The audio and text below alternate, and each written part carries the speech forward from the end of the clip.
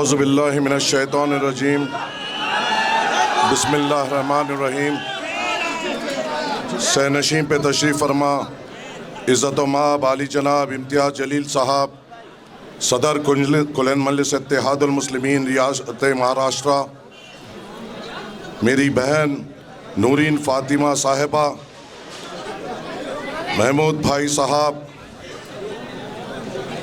दिल्ली रियासत के सदर शोएब जामाई साहब, मोहम्मद आरिफ सैफ़ी साहब, रफ़त ख़ान साहब, मोहसिन ख़ान साहब, जाहिद उमर साहब, हैदर अली साहब, मोहम्मद रफ़ी साहब, सफ़ूरा मैडम, अरशफ़ी साहब, तनवीर अहमद साहब, इसरार साहब, दीगर क़ायदीन मजलिस इत्तेहादुल मुस्लिमीन, यहाँ पे बैठे हुए मेरे कौम के बुज़ुर्गों, मेरे नौजवान साथियों, बसे पर्दा बैठ कर सुनने वाली मेरी इज़्ज़तदार माँ और बहनों, अस्सलामु अलैकुम व रहमतुल्लाहि व बरकातुहू।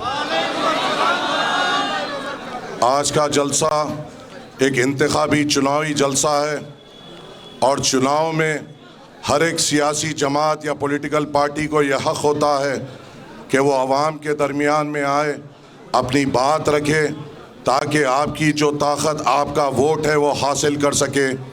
हर एक सियासी जमात अपनी अपनी बात लेकर आपके दरमियान में आती है। हर एक सियासी जमात जब भी ऐसा स्टेज सजाती है तो हथेली में जन्नत बताती है, हमारे क़दमों में तारे तोड़ने की बात करती है। हर एक सियासी जमात, चाहे वो आम आदमी पार्टी हो, कांग्रेस हो या वो भाजपा हो, हमें ऐसा जताती है कि अगर वो जीत जाएंगे तो हमारी ज़िंदगी में तब्दीली आ जाएगी। ये हमेशा हर चुनाव में हमारे सामने ऐसा पेश करती है कि अगर ये जीत जाएंगे तो हमारे तमाम बेरोज़गार नौजवानों को रोज़गार लग जाएगा। हर चुनाव जब आता है हमारे महल्ले जात में रौनक बढ़ जाती है और ये हमारे दर पर आकर भीख मांगते हैं कि तुम हमें वोट दे दो, हम तुम्हें रोज़गार देंगे, तुम हमें वोट दे दो, हम तुम्हारे महल्ले जात को अच्छा कर देंगे, तुम हमें वोट दे दो, हम तुम्हारे महल्लों में अच्छे अस्पताल खुलाएंगे, तुम हमें वोट दे दो, हम तुम्हें हमारे बच्चों के लिए अच्छे स्कूल देंगे। मगर जब इंतखाबात ख़त्म होते हैं और ख़ास कर मुसलमान इलाक़ों में फिर नज़र नहीं आते।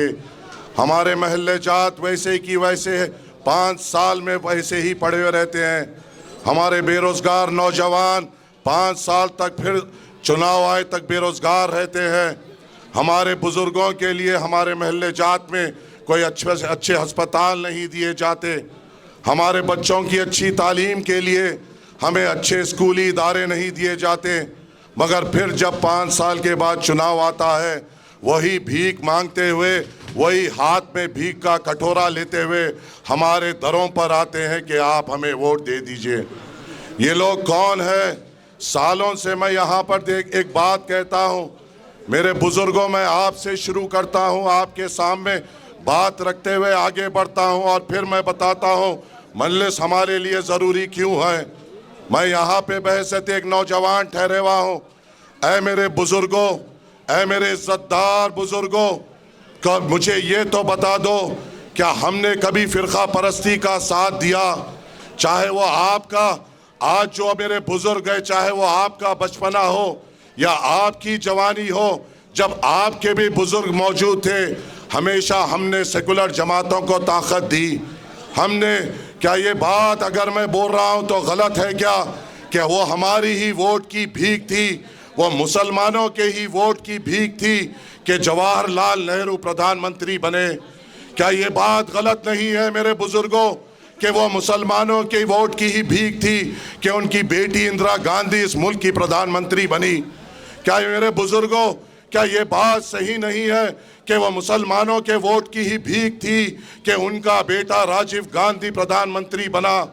क्या मैं गया ठहर कर गलत बोल रहा हूँ कि वह मुसलमानों के वोट की ही भीख थी कि पीवी नरसिम्हा राव हो, एच.डी. देवगौड़ा हो, आई.के. गुजराल हो या मनमोहन सिंह हो, सबको प्रधानमंत्री बनाने में मुसलमानों में आगे बढ़ चढ़कर इनको ताउन किया और इनको प्रधानमंत्री की कुर्सी पे बना बिठाया।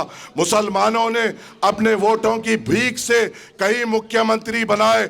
आज का भी जो मुख्यमंत्री बने बैठे हुआ है वो मुसलमानों की भीख की देन है। कि वो आज दिल्ली रियासत का मुख्यमंत्री बने हुआ है। क्या मैं गलत कह रहा हूं? तो मेरा सवाल मेरे बुजुर्गों आपसे ये है कि आपकी वोटों के भीख से जवाहरलाल नेहरू से लेकर अब तक तमाम सेकुलर जमातों के प्रधानमंत्री बने, आपके वोटों की भीख से कई सेकुलर नानिहाद सेकुलर जमातों के मुख्यमंत्री बने, उनकी जिंदगी तब्दील हो गई, उनके बच्चों का मुस्तकबिल बदल गया। हमारे महल्ले जात क्यों नहीं बदले? हमारे महल्ले जात वहीं के वहीं क्यों रहे? हमारे वोटों से इनकी पार्टी मुस्तकबिल के आगे बढ़ते गई और हमें हमेशा फरका परस्ती का सामना करना पड़ा, फिसाद का सामना हमको करना पड़ा। यतीम किसी के बच्चे हुए तो हमारे हुए, बेवा किसी की बहन हुई तो हमारी हुई, घर किसका उजड़ा तो हमारा उजड़ा, बेरोजगारी किसका मुकद्दर बनी? हमारा बनी। महल्ले जात जिसके महल्लों में धूल उड़ती है वो हमारी उड़ती है। सबसे ज्यादा जेल में कौन है? हम है। सबसे ज्यादा जिसकी इबादत गांव पे हमला होता है कौन है? वो हम है। वो सबसे ज्यादा कौन है जिसके दाढ़ी को पकड़ के मारा जाता है? वो हम है। वो सबसे ज्यादा कौन है जिसकी टोपी को हाथ से मारकर गिराकर उसको लहूलुहान किया जाता है? वो हम है।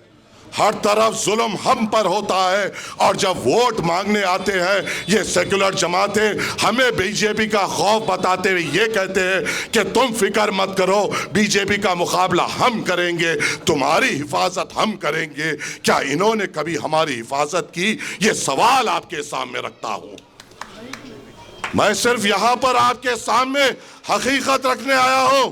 ना मेरे तल्फाज पे थाली मारने की जरूरत है, ना मेरे अल्फाज पे कोई नारे देने की जरूरत है। अपने दिलों में टटोल लो कि आजादी से लेकर अब तक हमने किसको जिताया और जो जीते और जिसने उनको वोट दिया क्या उसने हमेशा हार का सामना नहीं करना पड़ा?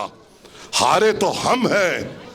बेरोजगारी हमारा मुकद्दर है, अच्छे स्कूल हमारे महल्ले जात में नहीं है, अच्छे अस्पताल हमारे बुजुर्गों के लिए हमारे महल्ले जात में नहीं है। और जब इंतखाबात आता है ये नानिहाद सेकुलर जमातें ये जानते हैं। कान खोलकर सुन लो ऐ मेरे गयूर मुसलमानों, तुम्हारी हैसियत इन नानिहाद सेकुलर जमातों के सामने क्या है?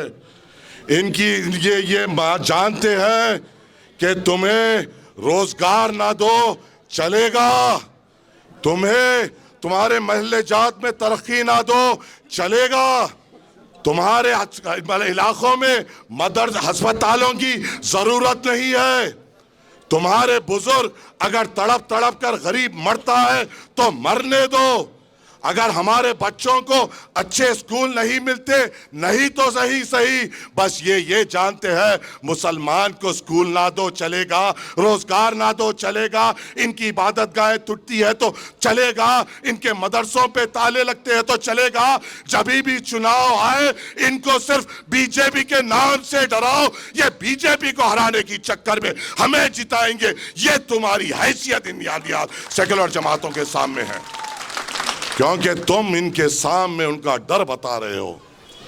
ऐ मेरी इज्जतदार माओ, मैं देख रहा हूं आप एक कसीर तादाद में यहाँ पे मौजूद हैं। ऐ मेरे बुजुर्गों, मैं देख रहा हूं आप यहाँ पर एक कसीर तादाद में मौजूद हैं। मैं जहां से आया हूं मेरी तालीम यह है दुनिया में जब तक रहो, सांस जब तक लियो, अगर डरो तो सिर्फ अल्लाह से डरो। ये कौन आ गए हैं? ये कौन आ गए हैं? ये कौन आ गए हैं जो मुसलमानों को आरएसएस, विश्व हिंदू परिषद और बीजेपी से डरा रहे हैं? क्या तुम इनसे डरोगे? क्या तुम इनसे डरोगे? क्या तुम इससे डरोगे? क्या हम छाता अपना चौड़ा कर कर इनसे मुकाबला करेंगे? इंशाअल्लाह ताला अगर हम एक हो जाए, कलमे की बुनियाद पर एक हो जाए और अपने दिल में अल्लाह का खौफ ले ले, तो ऐसे फिरौन और नमरूदों को तबाह और ताराश करेंगे इंशाअल्लाह ताला। ये हमारी तारीख है, ये हमारी तारीख है। और जब हम आकर आपसे बात करते हैं तो हम पर इल्जामात लगते हैं, हम पर तोहमतें लगते हैं। ऐ मेरे नौजवानों, मैं देखता हूं मेरे सदर को अल्लाह ताला ने मुझे मौका दिया है उनके साथ कई सफ़रों में जाने का। बिहार में हमने फिरे हैं। ऐ हमें इल्ज़ाम लगाने वालों, मैंने देखा है मेरे सदर को बुखार में तपते हुए अवाम को मुखातिब करते हुए। ऐ इल्ज़ाम लगाने वालों, मैंने देखा है मेरे सदर को हज़ारों किलोमीटर का सफ़र करते हुए ताकि अवाम के सामने रख जाकर अपनी बात कर सके। मैंने देखा है अपने सदर को अपने घर में अपनी बड़ी बेटी की शादी छोड़कर तुम्हारे लिए शरीयत के लिए लड़ते हुए पार्लियामेंट में। मैंने देखा है अपने सदर को आपके लिए हर तौर पे आवाज उठाते हुए। मैंने देखा है मेरे सदर को अखलाक के जिसके घर में उनकी उसकी बीवी को ये बेवा कर दिया गया, उनके बच्चों को यतीम कर दिया गया, उनके आंसू पोंछते हुए। मैंने देखा है मेरे सदर को नजीब के लिए आवाज उठाते हुए। मैंने देखा है मेरे सदर को जो हाफिज जुनैद, जो एक हाफिज कुरान था, यूपी से दिल्ली रमजान की ईद की खरीदारी करने आया था, जब वापस जा रहा था उसके छाते को खंजरों से मार मार कर छन्नी कर दिया गया, उसके माँ के कोख को उजाड़ दी गई, उसके बाप के कांधे पे दुनिया का सबसे बड़ा बोझ डाल दिया गया। मैंने देखा है मेरे सदर को उसकी आवाज बुलंद करते हुए। और ये सूरत से शक्ति कपूर दिखने वाले, हाँ अब तू बोलेगा, अब तू असदुद्दीन अवैसी साहब के खिलाफ बोलेगा। वक्फ बोर्ड के जमीनों पे जीने वाले शक्ति कपूर, अरे बट्टे बाज चोर, हमारी औकाफी जायदादों पे अपने घर को अपनी औलाद की परवरिश करने वाले हमको बोलेगा। तेरी हैसियत, तेरी औकात मेरे सदर के जूती बराबर नहीं है, तो हमें बोलेगा। मैं यहाँ पर ठहर कर ये कह सकता हूँ, मेरा सदर मर्द मुजाहिद है, मेरा सदर अपनी कौम पे मरना जानता है, मेरा सदर आपके ऊपर निछावर करना जानता है। तो क्या तू अपने स्टेज पे ठहरते हुए कह सकता है कि तेरा सदर मुसलमानों पे मर सकता है? कहेगा? कहेगा? है तेरे में हिम्मत बोलने की? तेरे सदर ने ये कहा था कि राम मंदिर बना, मेरे दिल को सुकून हुआ, ये तेरा सदर है। मेरे सदर ने कहा था या बाबरी मस्जिद जहां थी वही रहेगी सूबे क़यामत तक। तेरे सदर ने यह भी कहा था कि मैं यहां से हिंदुओं को पैसे दूंगा राम मंदिर जाने के लिए। तेरे सदर ने हमारी तबलीगी जमात पर इल्जाम लगाया था। तेरे सदर ने कोविड के दौरान जब वहां पर नंबरात लिखे जा रहे थे तो ये लिख रहा था कि मरकज की वजह से इतने कोविड पेशेंट और आम आदमी में इतने कोविड पेशेंट। अरे तू उस अरविंद केजरीवाल का जरखेज गुलाम है जो हमारे दिल में अपने आप के लिए नफरत रखता है, और तू हमसे बात करेगा। बात तो ऐसा कर रहा था, ऐसा अपने आप को समझ रहा है कि ओखला का हीरो है। आईने में जाके गौर से देख, तेरी सूरत शक्ति कपूर जैसी है। अब शक्ति कपूर, अब मुझे ये फैसला बताओ, ऐ ओखला के लोगों, या नूरानी सूरत वाले शफीउर रहमान तुम्हारा एमएलए होगा या शक्ति कपूर तुम्हारा एमएलए होगा? कौन होगा? ये तो मत लगने मत दो कि ओखला का एमएलए शक्ति कपूर है, बदनाम हो जाओगे। ये बदनामी अपने सर पे मत लो। शक्ति कपूर गैंग मास्टर गोगो है जिसने हमारे औकाफी जायदादों को लूटा। ए शक्ति कपूर, अगले बार तू जब खिताब करेगा तो ये जरूर करना, अपने अल्फाज कुछ भी निकलने से पहले, ए शक्ति कपूर तू पहले अपनी बैंक की किताब दे, फिर वक्फ बोर्ड का हिसाब दे, फिर हमसे बात कर। तेरी बैंक का किताब अवाम के सामने रख, तेरे अफराज खानदान के बैंक की किताब अवाम के सामने रख। औकाफी जमीन जो तूने बेचे, औकाफी जमीन वो होते हैं जो मुसलमान अल्लाह की राह में देता है, अल्लाह के तरफ अपनी जायदाद पेश करता है। जो अल्लाह की जायदाद को लूट लिया वो आपका एमएलए कैसा होगा? कैसा होगा? क्या यह होने देंगे? क्या यह होने देंगे? क्या यह तुम होने दोगे? याद रखो, हैदराबाद हिंदुस्तान का एक एक मुसलमान ओखला के तरफ देखेगा कि तुमसे यहां से कौन जीतेगा, या एक वो जीतेगा जिसने कौम के लिए जेल की सोबतें बर्दाश्त की, या वो जीतेगा जिसने अल्लाह की जायदादें लूटी। ये आपके तरफ नजर है, ये आपके तरफ नजर है। हम पर इल्जाम, हम पर तोहमत। अरे यहां पे मेरी बहन बैठी हुई है, क्या तुम्हें मेरी बहन के आंसू दिखाई नहीं देते? क्या मेरी बहन के बच्चों के तड़प तुम्हें दिखाई नहीं देती? 5 साल से जेल की सोबत बर्दाश्त कर रहा है मेरा मर्द मुजाहिद। 5 साल से अपने हाथों से अपने बच्चों को ठीक तरीके से गले नहीं लगा पाया। 5 साल से अपने शरीके हयात के साथ बैठकर अच्छी बात नहीं कर पाया। 5 साल से उन जेलों में, उन चार दीवारियों में बैठा है। किसके लिए? आपके लिए ही तो ना। क्या वो वक्फ बोर्ड के लिए अंदर गए थे?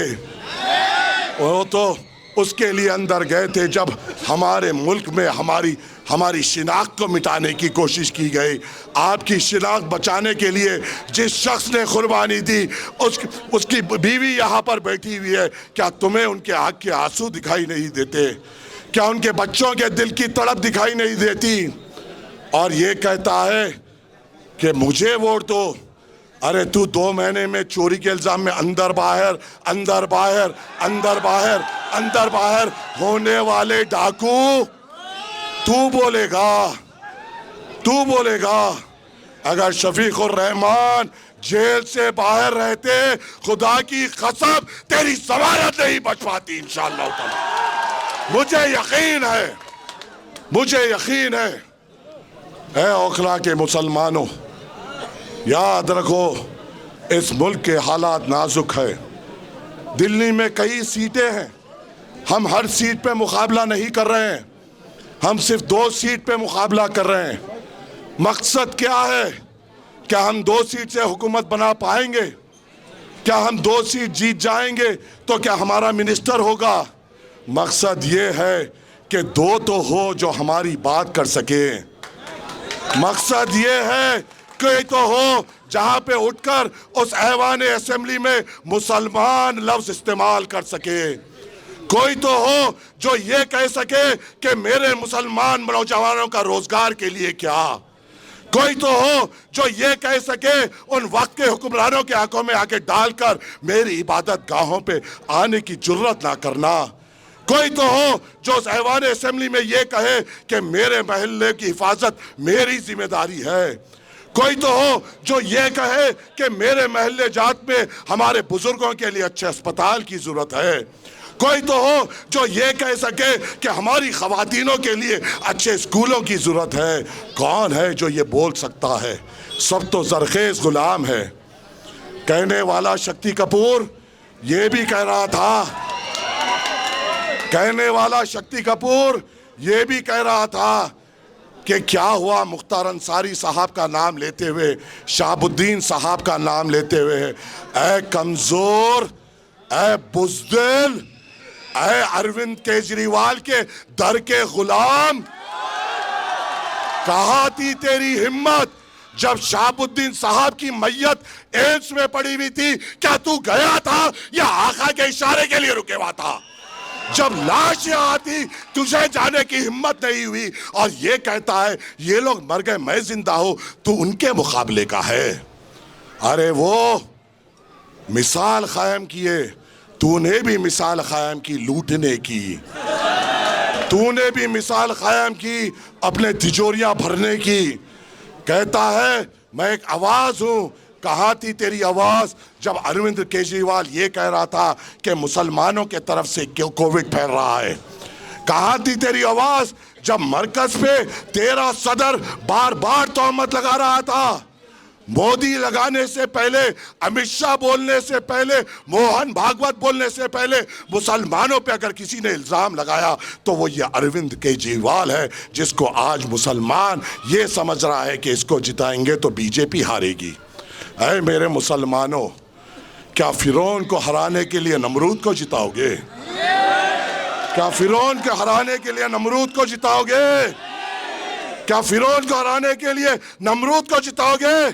चाहे वो जीते या वो जीते, नुकसान तो हमारा होगा ना, कत्ल तो हमारा होगा ना, दाढ़ी तो हमारी पकड़े जाएगी ना, टोपी तो हमारी उछाले जाएगी, मदरसे तो हमारे बंद किए जाएंगे, मरकज में तो चाहे वो रो या ये रो दोनों भी इल्जाम लगाएंगे।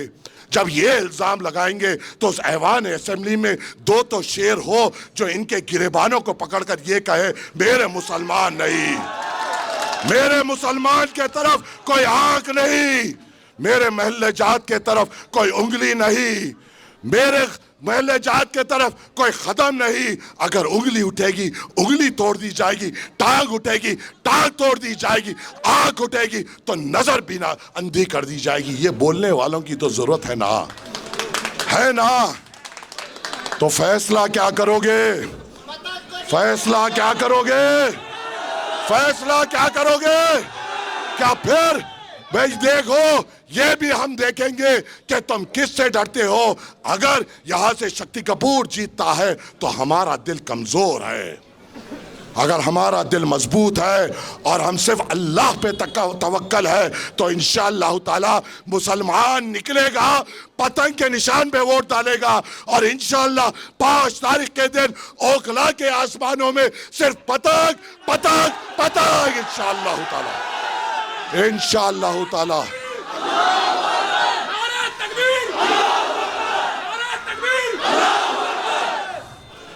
असदुद्दीन अवैसी साहब का पैगाम लेकर आया हूं, असदुद्दीन अवैसी साहब का झंडा लेकर आया हूं, असदुद्दीन अवैसी साहब का चेहरा लेकर आया हूं, उस आदमी की आवाज़ बुलंद करने की दरख्वास्त करने आया हूं जिसने उस ऐवान पार्लियामेंट में ठहर कर CA/NRC का बिल फाड़ा था।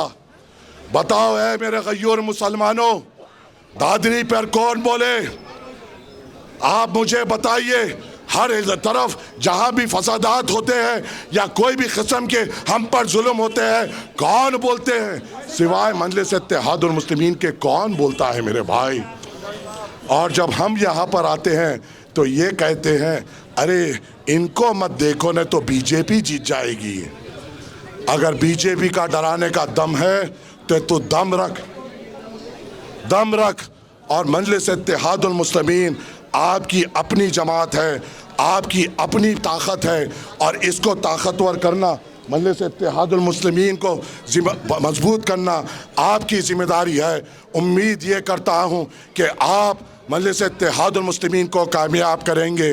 कल 3 बजे इम्तियाज़ जलील साहब का हुक्म हुआ कि सदर साहब ने कहा कि आप यहाँ पर रहना, आया हूँ आपके दरमियान में बात करने के लिए और इस उम्मीद से जा रहा हूँ कि आप मजलिस इत्तेहादुल मुस्लिमीन को मजबूत करेंगे, आप बैरिस्टर असदुद्दीन अवैसी साहब के हाथ मजबूत करेंगे, आप यहाँ पे शफीकुर रहमान साहब को अपना विधायक बनाएंगे, बनाएंगे ना, बनाएंगे ना? तो ऐद करो और नारा दो, नारे तकबीर, नारे तकबीर, नारे तकबीर। मजलिस इत्तेहादुल मुस्लिमीन, मजलिस इत्तेहादुल मुस्लिमीन, मजलिस इत्तेहादुल मुस्लिमीन। शफीकुर रहमान, शफीकुर रहमान, शफीकुर रहमान इंशाअल्लाह 5 तारीख के दिन आसमानों में पतंग पतंग